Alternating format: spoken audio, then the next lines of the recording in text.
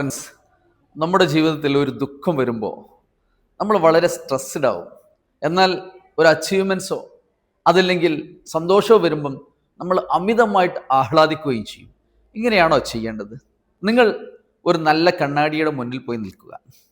ആദ്യം പറഞ്ഞ വിഷയം, നിങ്ങൾ സ്ട്രെസ്ഡ് ആണ് എങ്കിൽ നിങ്ങൾ ആ കണ്ണാടിയിൽ നോക്കി അദ്ദേഹത്തോട് പറയണം, എടോ, ദൈവം പരിഹാരമില്ലാത്ത ഒരു പ്രശ്നവും സൃഷ്ടിച്ചിട്ടില്ല. നീ ദൈവത്തിൻ്റെ അമേസിംഗ് ആയിട്ടുള്ള ഒരു സൃഷ്ടിയാണ്. അത് പരിഹരിക്കാൻ നിനക്ക് കഴിയും. അതുകൊണ്ട് ധൈര്യസമേതം മുന്നോട്ട് പോകുക.